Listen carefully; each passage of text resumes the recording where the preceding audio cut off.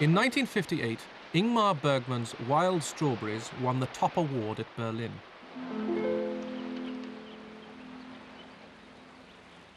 With his seventh seal, it ushered in a second golden age of Swedish cinema.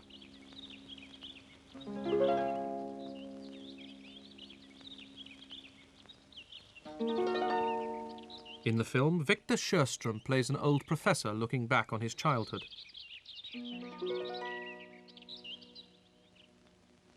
It was the last film of Victor Sjöström, one of the leading actors and directors during the first golden age, the man Carl Dreyer described as the father of the Swedish art film.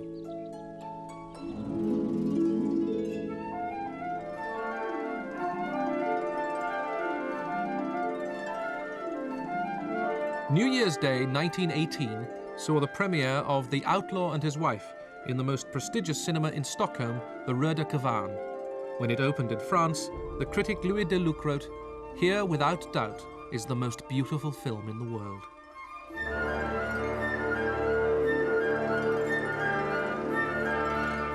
Man skulle kunna säga att svensk film hade en människoskildring och en skildring av naturen, den nordiska människans samband med naturen, som inte hade någon annan motsvarighet, men som kom att verka mycket inspirerande på de europeiska regissörerna. On rappelle tous les films de Sjöström, tous ces films-là, nous les voyions. Ça faisait partie, alors là, d'une espèce d'élite de pensée et d'exécution cinématographique remarquable. Il y a eu toute une école suédoise qui a été capitale sur le plan de l'évolution de la dramaturgie cinématographique française. The film was shot on location in Abisko in the north of Sweden. Sjöström plays the outlaw Berg Eyvind. Edith Erostoff plays Halla, his wife. They were lovers off-screen as well as on. Och så blev det stor förälskelse med en gång. Och sen gjorde de filmen, och då hade de redan varit tillsammans länge, och då var jag till och med i mammas mage där de filmade den. Och sen så småningom gifte de sig. De hade svårt med min mor hade inte fått skilsmässan klar, för hon hade varit gift förut. Så det dröjde 5 år innan de gifte sig. Och vi var med på bröllopet och neg med varsin ros och sa gratulerar. There is no such happy ending in the film. Fleeing the law, Halla kills her daughter rather than allowing her to be captured. Her remorse destroys her love for her husband. There is nothing left to live for.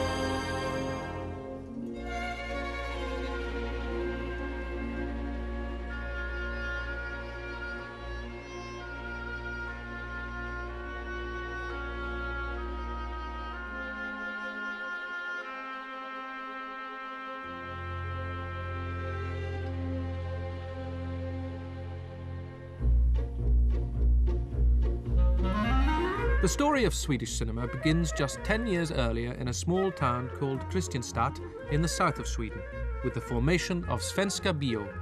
Economically backward, Sweden had for years been losing too many people to the United States. In 1910, a film was made on board an emigrant ship in the hope of discouraging emigration. Several such films were planned as part of a campaign. Svenska Bio's resources were limited. The film crew could afford only to go as far as Britain, and Hull was used to stand in for New York. The acting and direction were as crude as the melodramatic stories. Immigrants are shown cheated out of land, or drugged, robbed, and dumped in the street.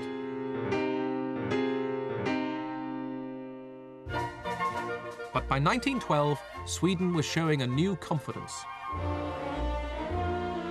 1912 är väl egentligen det första viktiga året i den svenska stumfilmens historia. Då flyttade ett litet oansenligt biografbolag från den svenska landsorten till Stockholm. Öppnade kontor där,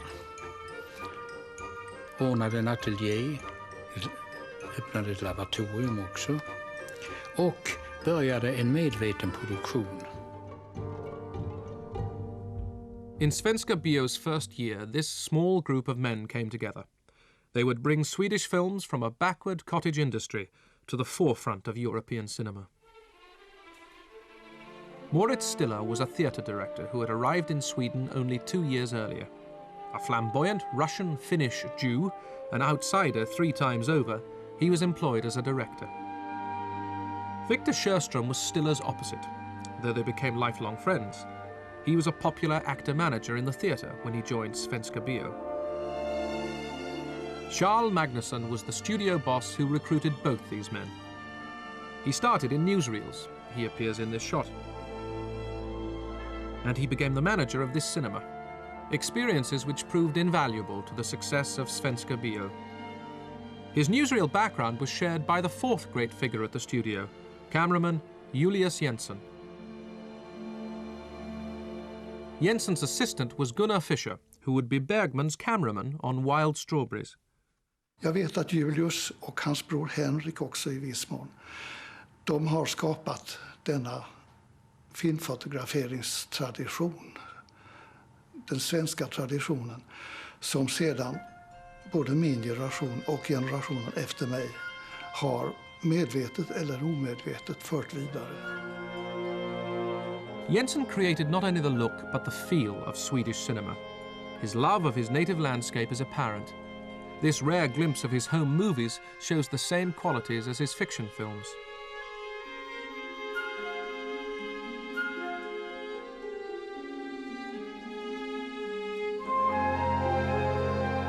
Jensen was cameraman for Stiller and Sjöström on many of their films.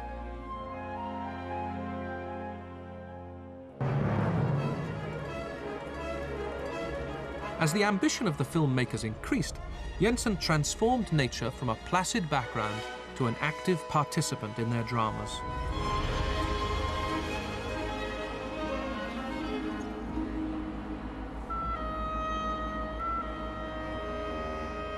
In The Phantom Carriage, death collects lost souls from the seabed.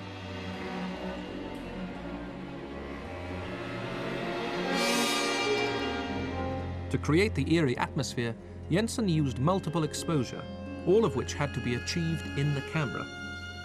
Jag talade ofta just om hur han hade gjort dessa fullkomligt fantastiska dubbelfotograferingar. Han kunde göra upp till 6-7 dubbelfotograferingar på samma filmremsa. Så det var ju för sin tid något oerhört avancerat fototekniskt arbete. One of Jensen's first pupils was his brother Henrik, who photographed Moritz Stiller's Johan. Stiller uses the elements to underscore the drama. The river is a constant theme. The wife embarks on a dangerous adventure with her lover.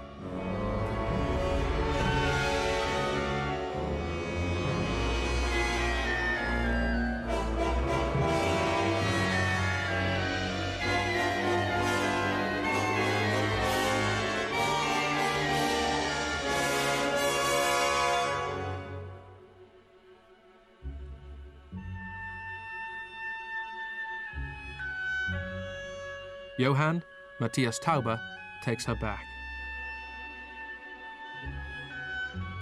In a beautiful scene, Stiller and Henrik Jensen combine the actors, the calm river, and the gentle evening light to resolve the emotional conflict of the film.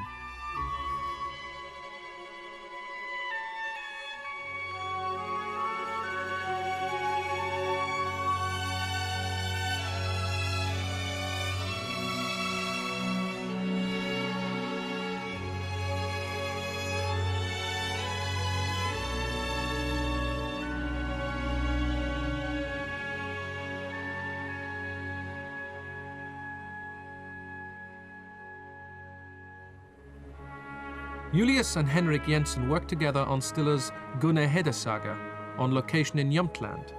freezing conditions were made worse by wind machines.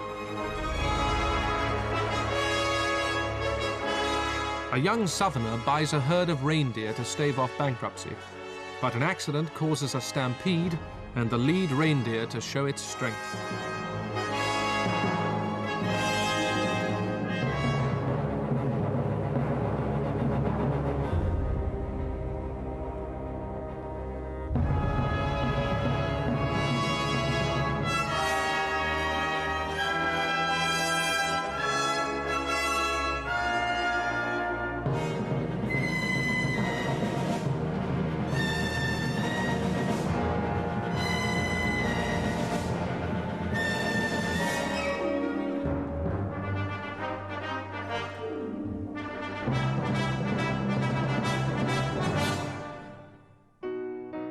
Until 1914, Denmark had led Europe in film production.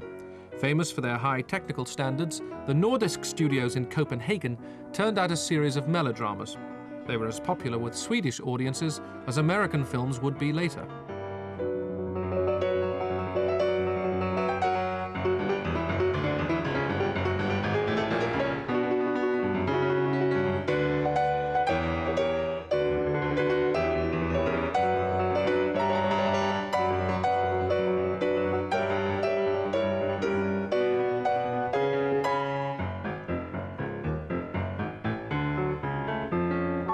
The Danes helped to launch the star system. Lili Beck, who would soon meet and marry Victor Sjöström.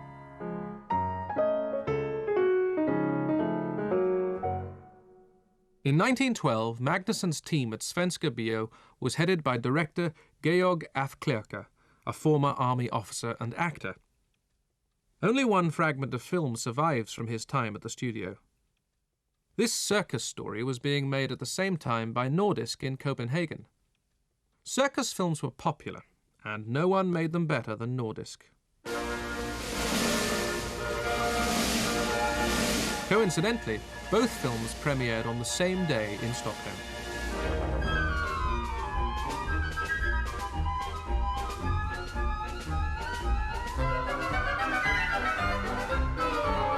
Despite the greater resources of Nordisk, af Klerker's film matches theirs in every way.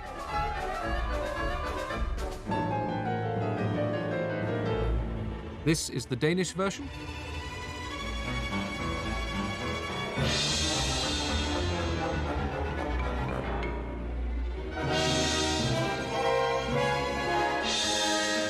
This, the Swedish version.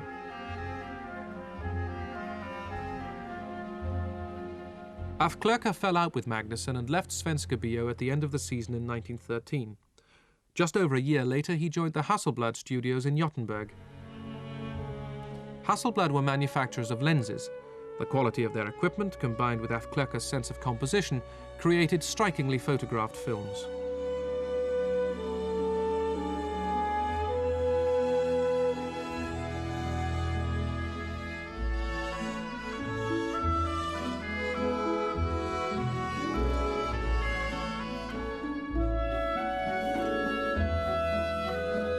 Af Klerker made 31 films for Hasselblad, mainly social dramas in the Danish style. After this, he left Hasselblad and returned to the stage. At Svenska Bio, Victor Sjöström was given his first chance to direct. Jag hade fått besked av Charlie Magnusson att jag skulle ge mig iväg och fråga efter en fotograf, Jansson. Och Jansson, han skulle visa mig ateljén och ge mig några tips om jobbet. Sjöström's first film as director was The Gardener.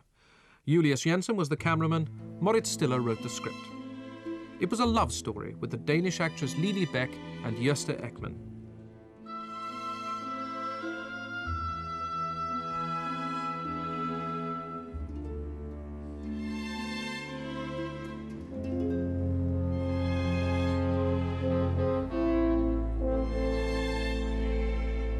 Their love will be destroyed by the jealousy of the boy's father, played by Sjöström, who as director and actor found himself even more frustrated by the cinema than by the limitations of the theatre.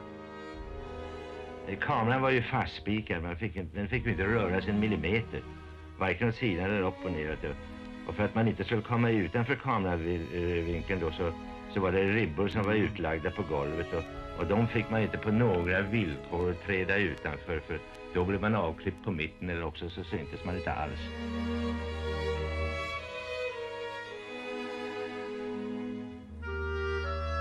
The father orders the son to leave home.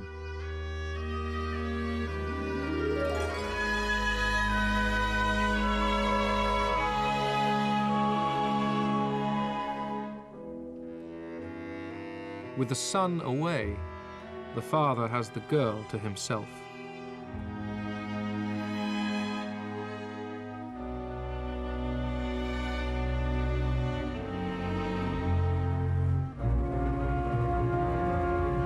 The rape scene caused the film to be banned in Sweden.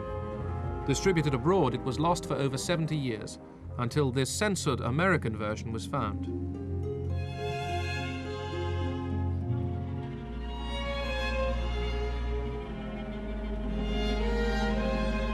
The girl's life is ruined.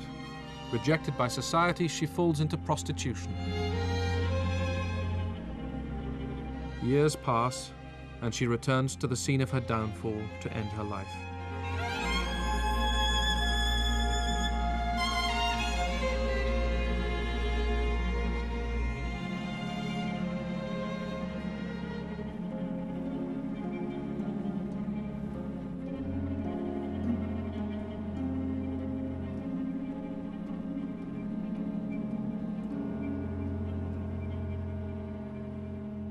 Sjöström had wanted to make a film closer to the lives of ordinary people. His ambition was realized in a film that prompted a critic to write, "Film can be art."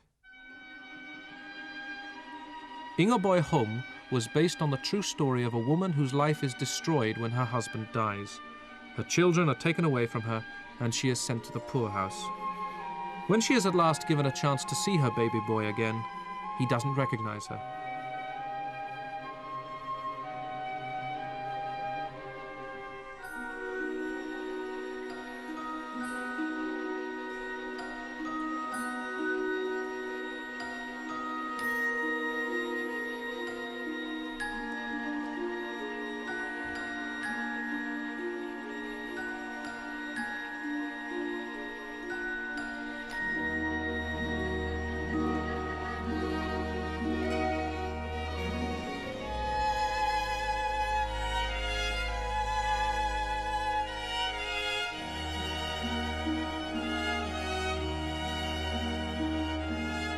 The film had a powerful impact on Swedish society, which was far from the social democratic model of today.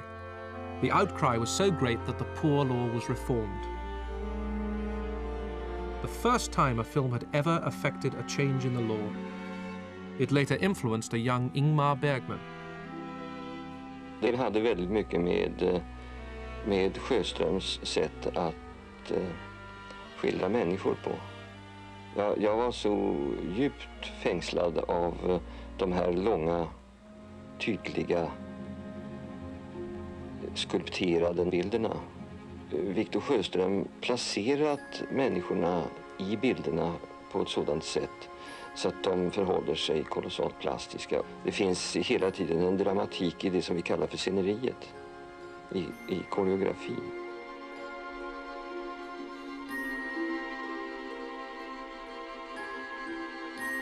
When her son returns many years later, he finds that her grief has driven her mad. Now, in an echo of the earlier scene, it is she who does not recognize him. He shows her an old photograph of herself.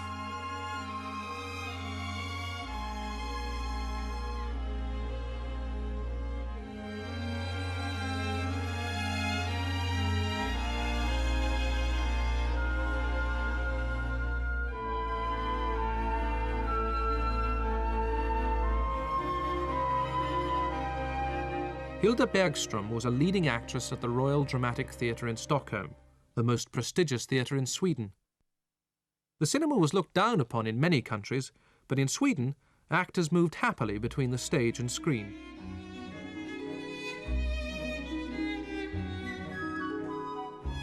Gösta Ekman did as much work in the theatre as in films. Despite its theatrical connections, Swedish film acting developed a fresh, naturalistic quality very early.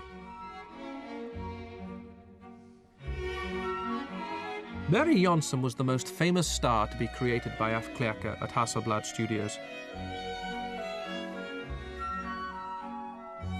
Her performances were compared to those of Lillian Gish.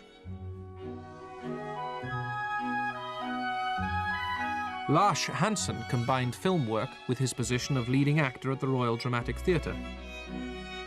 He married Karin Molander, who brought her beauty and wit to a series of sophisticated comedies by Moritz Stiller. Here she plays the secretary, who is more than a match for Victor Sjöström's amorous scriptwriter.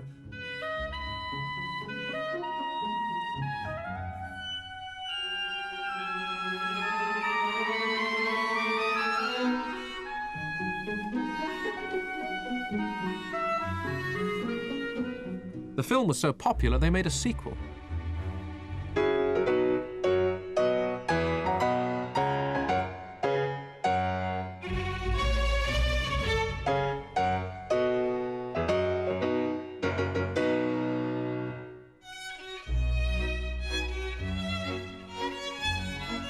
These early years at Svenska Bio were exciting times for everyone. Stiller and Sjöström each directed more than 30 films between 1912 and 1916.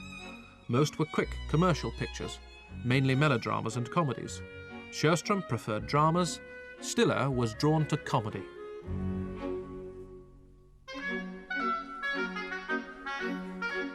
Stiller mocks ladies' fashions in this comedy made in 1913. It starred Lili Zidner in her first film, recreating the burlesque comedy style for which she was already famous in the theatre.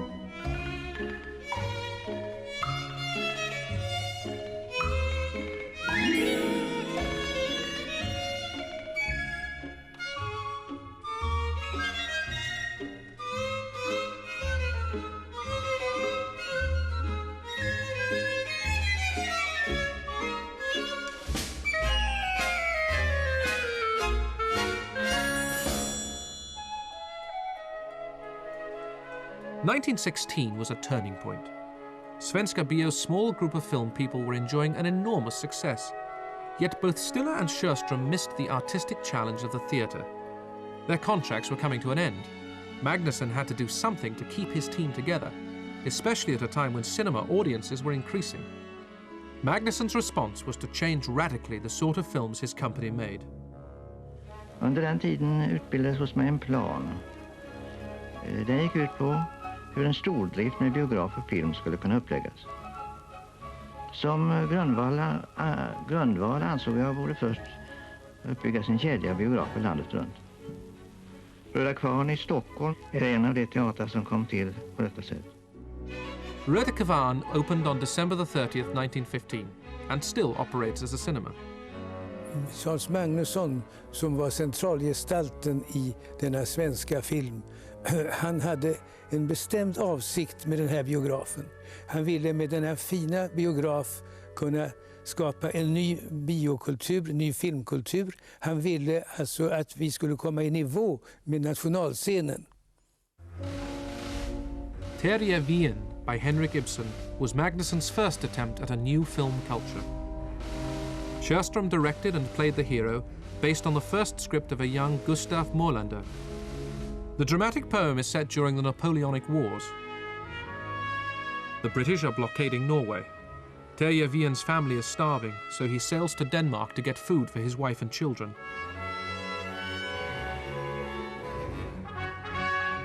On the way back, he is spotted by the British.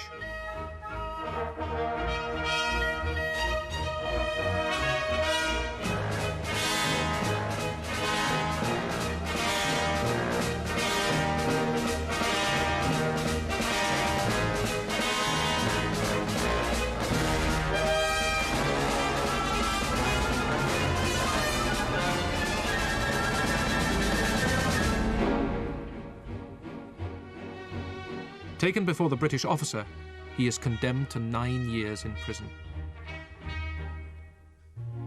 When the film was shot, British warships were again blockading Europe. In Germany, where starvation was widespread, the film was marketed as part of the anti-British propaganda campaign.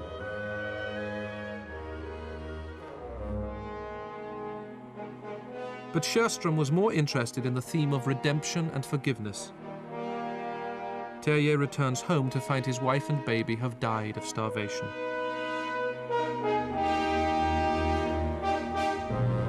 Years later, fate gives Terje Vigen the chance to avenge his family's death. The British officer's ship is caught in a storm near Terje's village. Terje sets off to rescue the ship, not knowing who is its captain.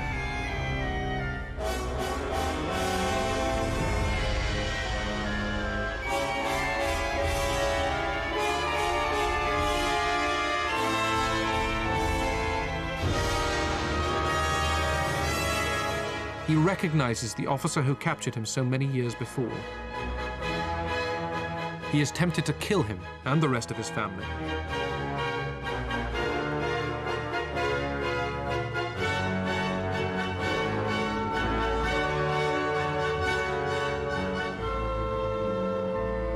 But, as in so many of Sjöström's films, it is the innocence of a child which brings an adult to see the truth.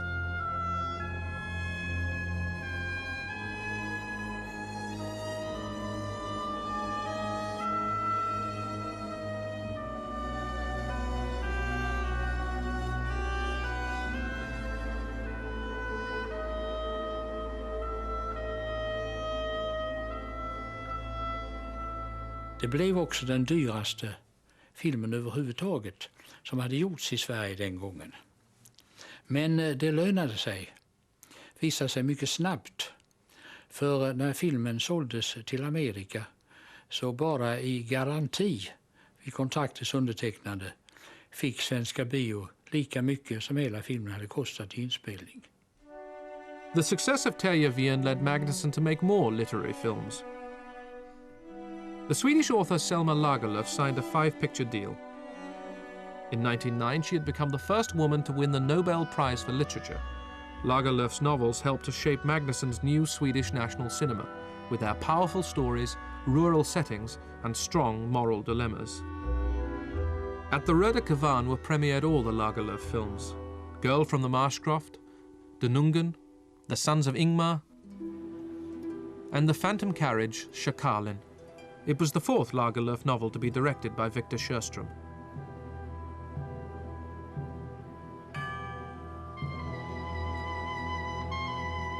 Sjöström plays David Home, who, because he dies at the stroke of midnight on New Year's Eve, is offered a second chance of life by death's messenger. Home is a ne'er-do-well who has destroyed not only his own life, but the lives of his family and those most dear to him.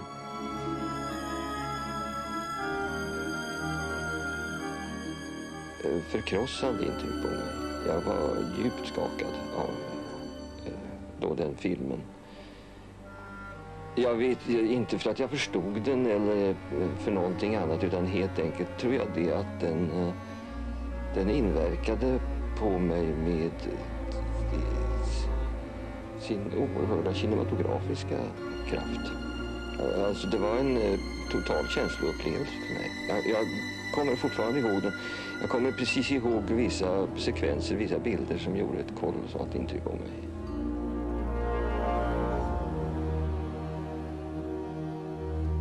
Death's messenger shows him the consequence of his actions in an effort to save his soul. The climactic scene comes when he is brought before his wife, played by Hilda Bergström.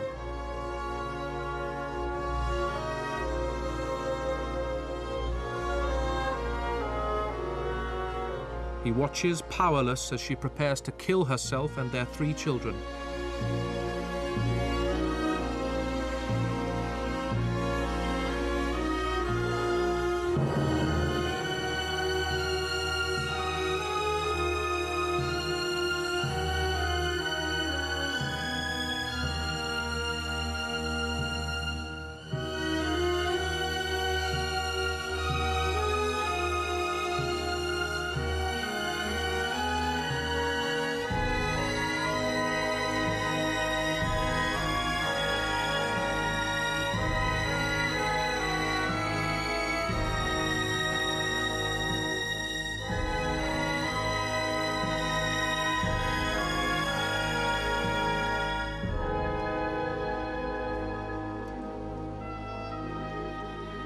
David's repentance saves him and earns him the chance to save his family.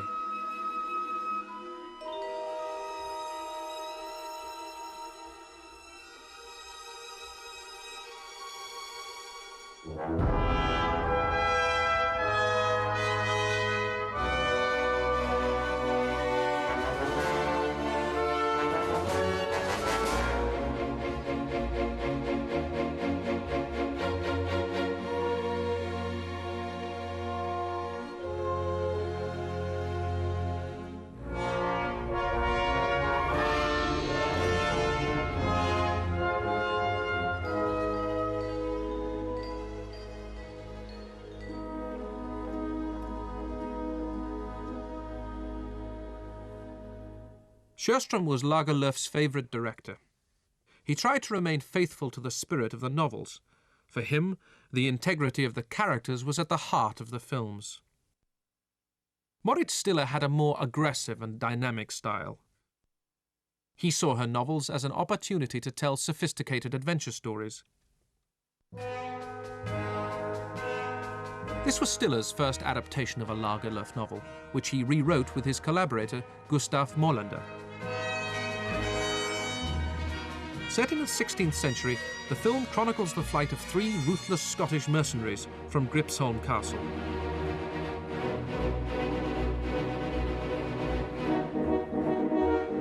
After pillaging the manor of Sir Arne, they escape across the ice with his treasure.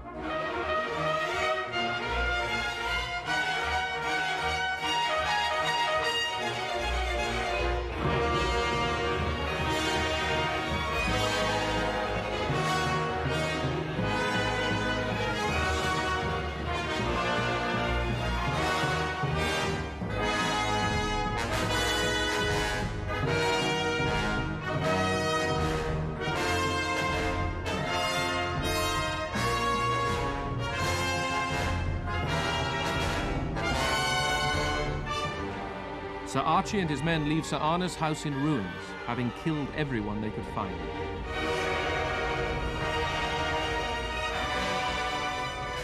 Stiller used to say he made his films twice, first on the set and then in the cutting room. There is only one survivor, Elsa Lill, played by Mary Jonsson.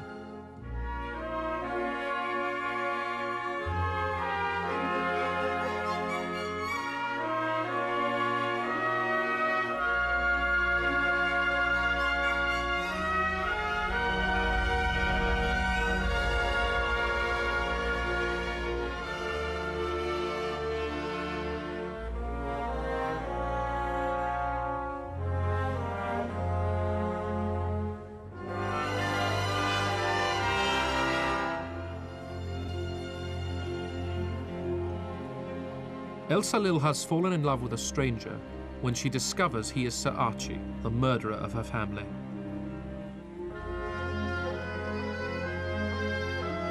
Stiller's exploration of their emotions makes this blighted romance one of the most moving in Swedish cinema.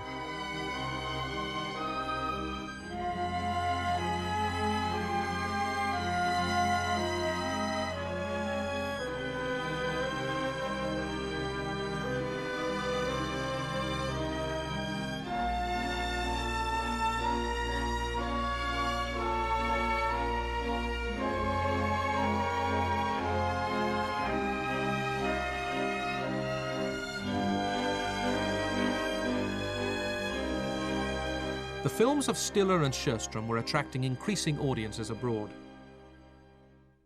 The most commercially successful Svenska Bio film was Stiller's The Song of the Scarlet Flower. The film starred Lars Hansen as Olof, a charismatic rural Don Juan. Based on a novel by a Finnish writer, it was adapted by Stiller and Molander into a series of adventures and set pieces.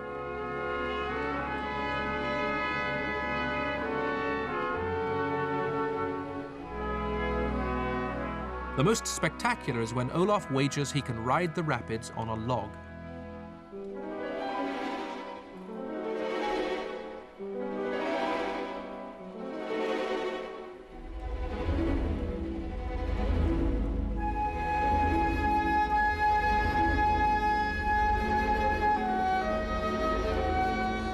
This music, by the Finnish composer Amos Jarnfeldt, was the first score specially commissioned by Svenska Bio.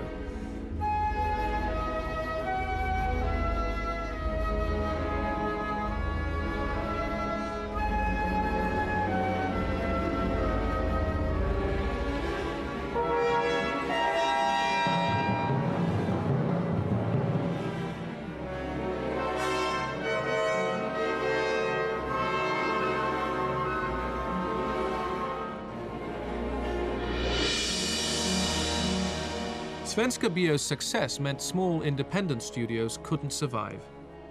Several of them merged in 1918 to become Scandia Films, a new rival to Svenska Bio.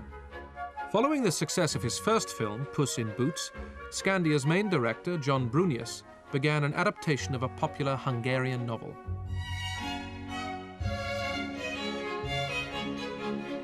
It starred Niels Astor, Gösta Ekman, and the young revue actress Violet Molitor.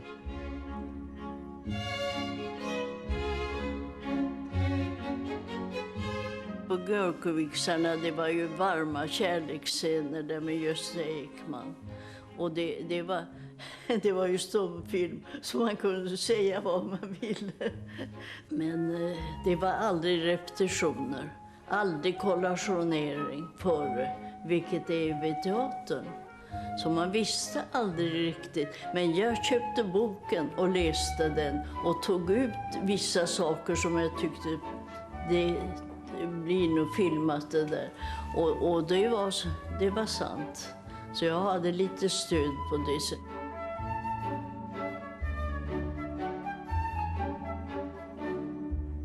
Det var Niels Astor och jag som skulle vigas. Det var katolsk präst, alltså vigsel. Och då sa John Brunius, jag ska inte ta en massa statister och betala, utan jag ska bjuda in hela adelskalendern. Och det gjorde han. Och där kom de allihopa och var väldigt eleganta i långa klänningar. Jag fick inte ett öre.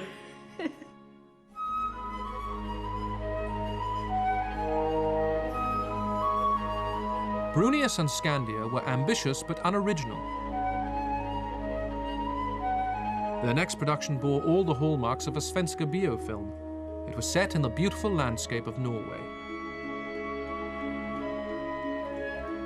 Against this rural backdrop, the film tells the story of the two lovers who come from rival families. Brunius even recruited two Svenska Bio stars to play the lead roles, Lars Hansen and Karin Molander.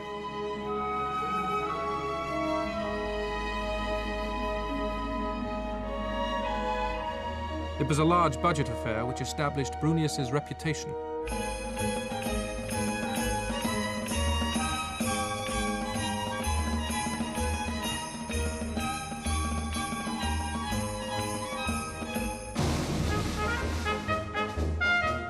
In 1919, Magnusson decided that the best way to deal with a new rival was to swallow it. Svenska Bio and Scandia merged to become Svensk Filmindustri. New studios built at Resunda outside Stockholm were intended as the most sophisticated in Europe. Svensk Filmindustri recruited from Norway, Finland and Denmark and was by far the largest filmmaker in Scandinavia.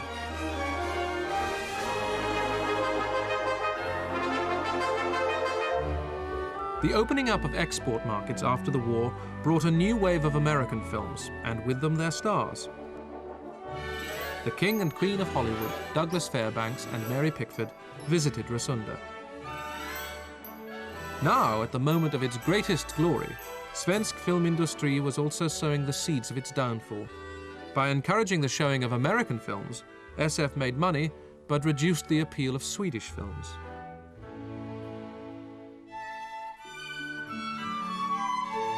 Stiller responded with a sophisticated comedy inspired by the early Cecil B. DeMille.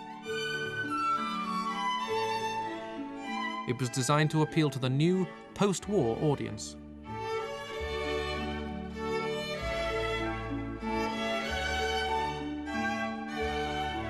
It starred Karin Molander, Anders de Waal and Tora Teija.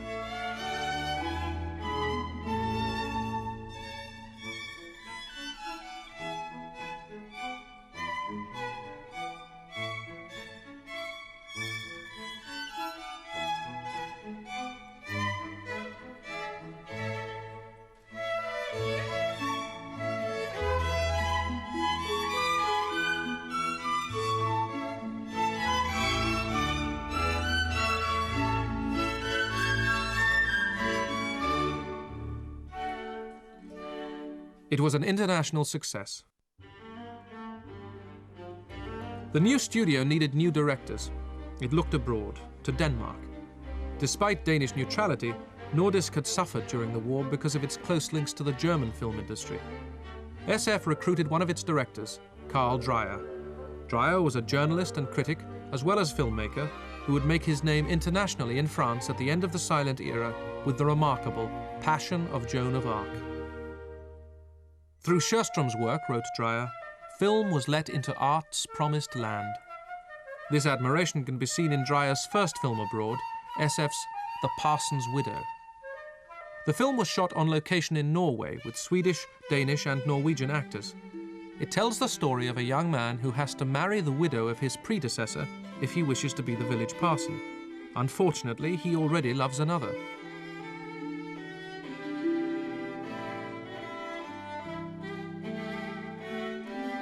The widow has buried 3 previous husbands.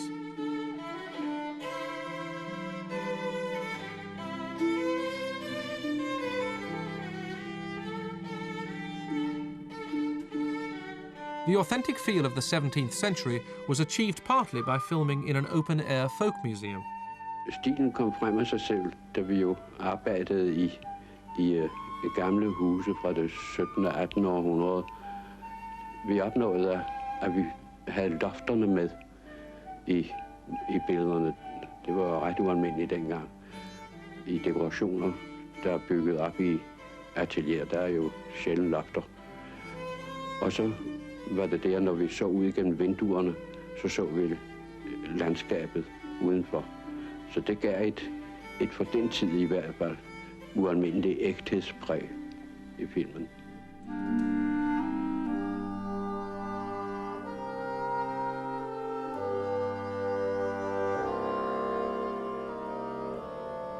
The lovers begin by plotting against the widow. They even try to frighten her to death.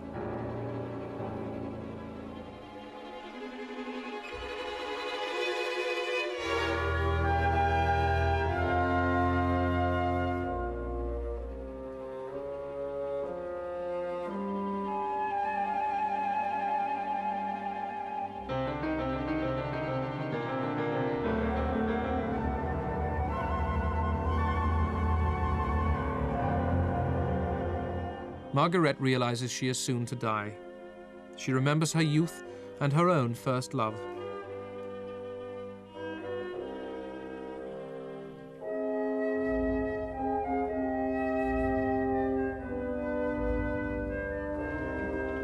She forgives the lovers who are filled with remorse.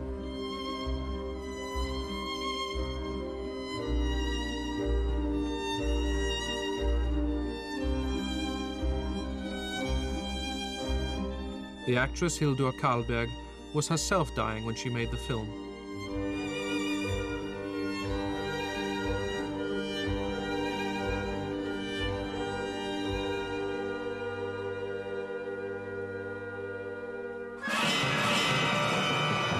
SF's second Danish recruit was Benjamin Christensen. SF bought a studio for Christensen in Copenhagen. He worked there for 3 years on just one film.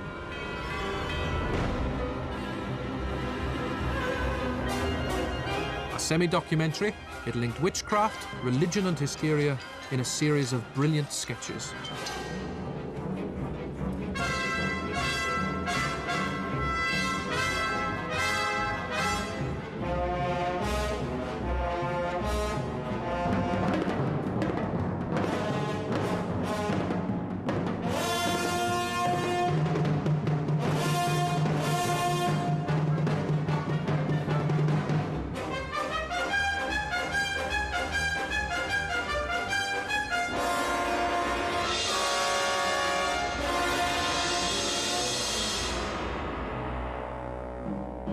The nudity and blasphemy caused outrage in many countries, and censorship problems coupled with high production costs led to the film's financial failure.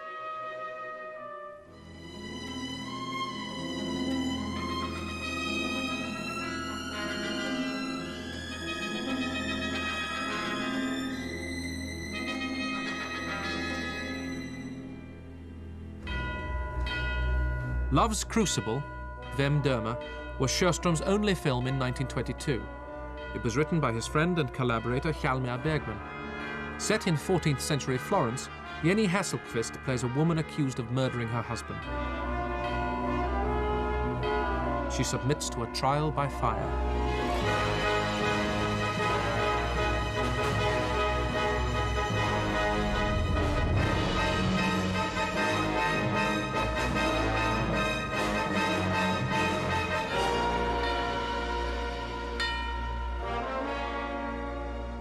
She sees a vision of her husband. She remembers him as he was on their wedding day.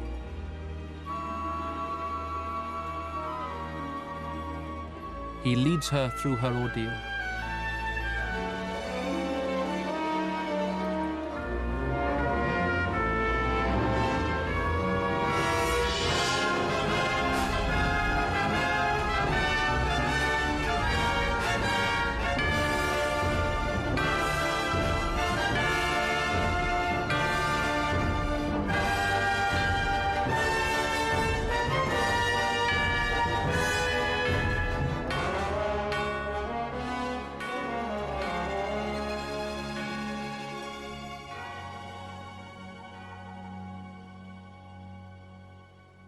Vem Dermer was an artistic success in America, and Sjöström, unhappy with the increasing bureaucracy at SF, had received an offer from Louis B. Mayer. With his family, he left for Hollywood in 1923 with the encouragement of Charles Magnusson. The visit was intended to be temporary. Han hade ju kommit hit som ettåring då med sin familj. Och där bodde han i många år tills de kom tillbaka till Sverige. Så han talade flytande amerikanska. Och det var ju naturligtvis en stor hjälp för honom när han sen fick sitt kontrakt. För att det var absolut inga svårigheter med språket. Och han blev väldigt älskad där. De brukar kalla honom Jesus. Det var hans nickname för han var så snäll. Och de sa: "Where's Jesus now?" "Oh, Jesus is in the men's room." Det var så underbart det där smeknamnet. För att han var verkligen en god och snäll och lätt att arbeta med. In 1924, Moritz Stiller made the last great Swedish film of the silent era, The Atonement of Gösta Berling. Based on a Selma Lagerlöf novel, Stiller created a grandiose epic in 2 parts. He takes a minor scene of the book, the burning of Ekebo Castle, and creates a stunning climactic set piece.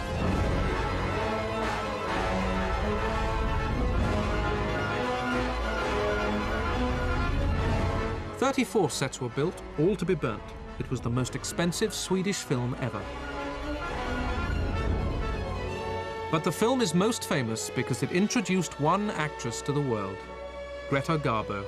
She was just 18 years old. Garbo's career had begun as a shop assistant in a Stockholm department store. She had got a chance modelling clothes in a couple of publicity films. This won her a part in an Eric Petschler comedy.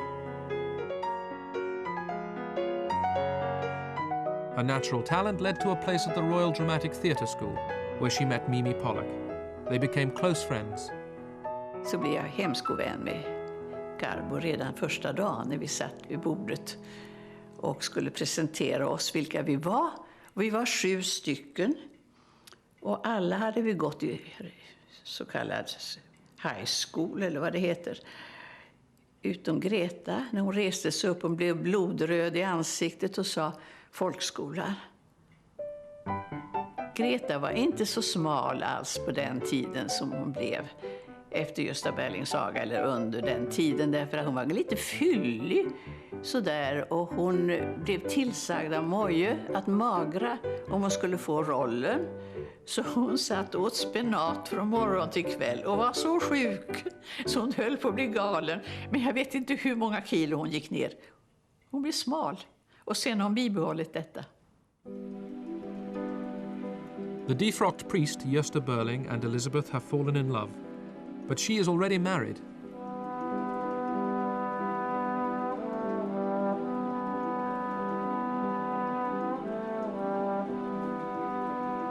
In Garbo's first dramatic role, her star quality is already apparent.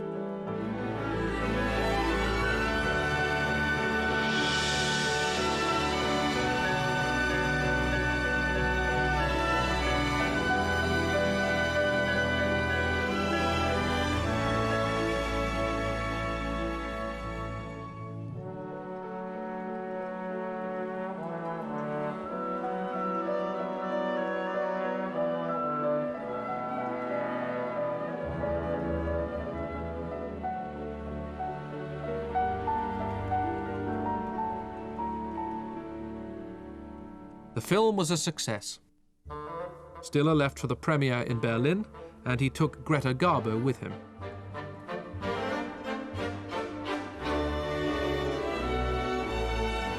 Neither of them made a film in Sweden again.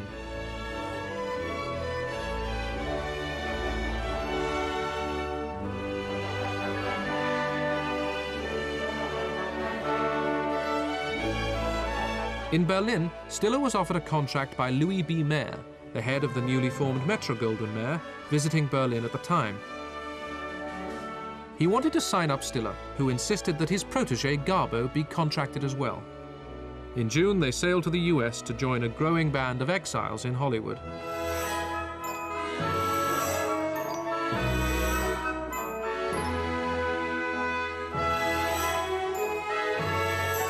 Already in Hollywood were Karin Molander, Victor Sjöström, Lars Hansen.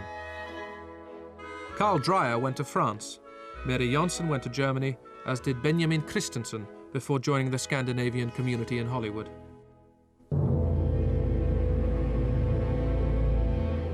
The Swedish film industry couldn't survive this hemorrhage of talent. SF had fallen into the hands of financiers and accountants. Charles Magnusson was no longer head of the studio, but just one of a bureaucratic management team.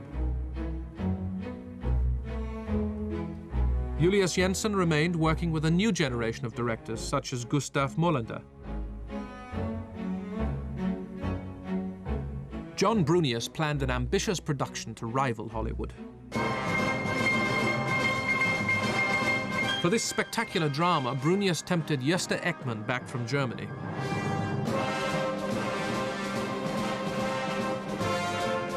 Large budgets, expensive design, spectacular set pieces, and a box office failure.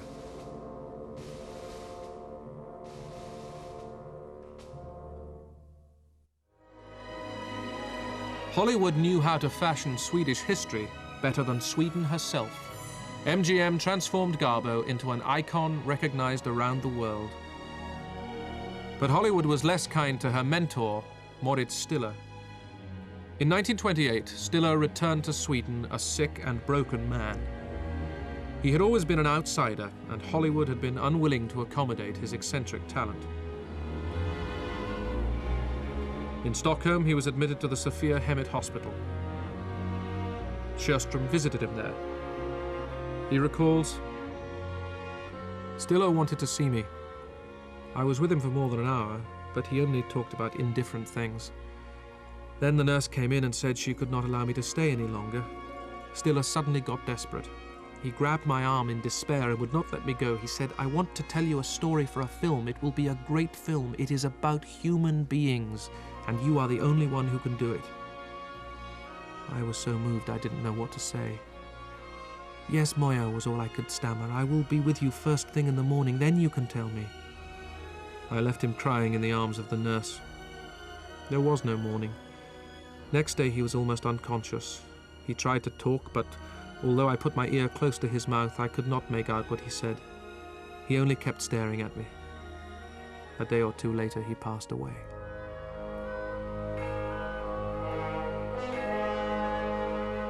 The first golden age of Swedish cinema was over.